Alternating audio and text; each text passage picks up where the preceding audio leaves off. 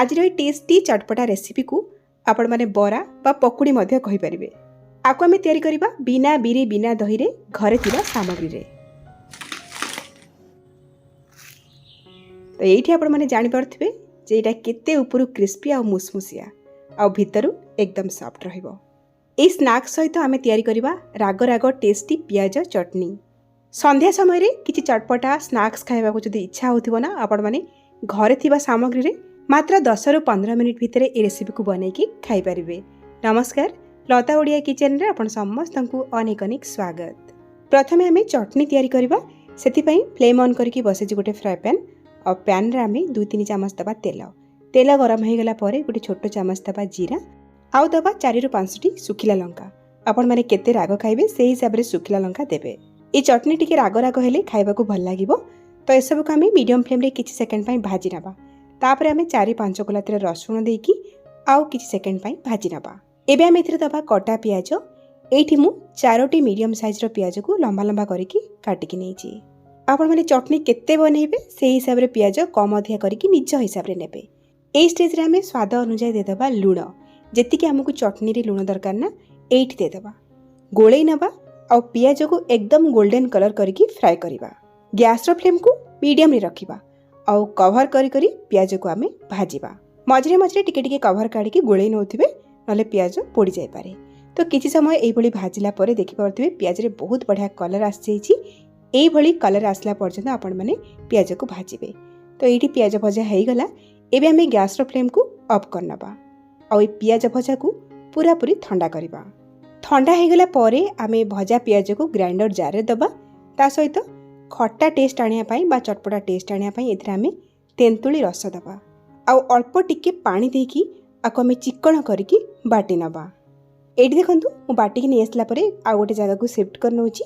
आपण माने चटनी केते मोटा पतला रखिबे सेही हिसाब रे पानी देकी कंसिस्टेंसी को एडजस्ट करिवे। आपण चाहिले चटनी को एई भली प्लेन खाई परिबे नै तो आउ टिके फ्लेवरफुल करिया पई एथरा आमे फोटण लगेबा।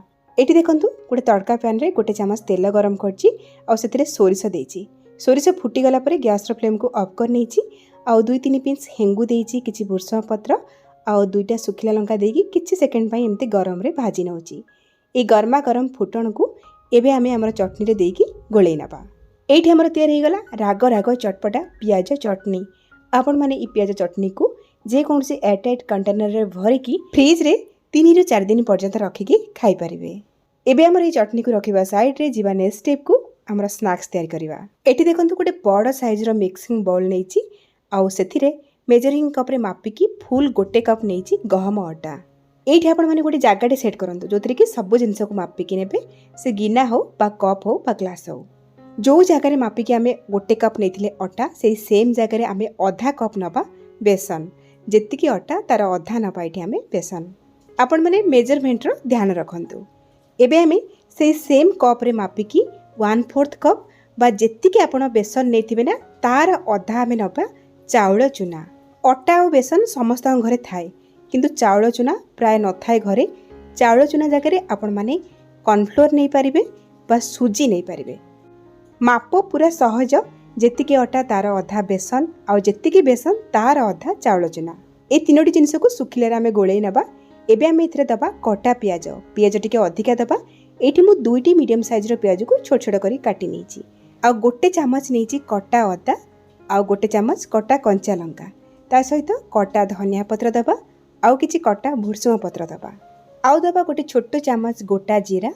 आहुरी फ्लेवरफुल करिया पई एथरा आमे 2-3 पिंच पकेबा हेंगु। एमितिरे हेंगु मध्ये डाइजेशन पई बहुत भलो।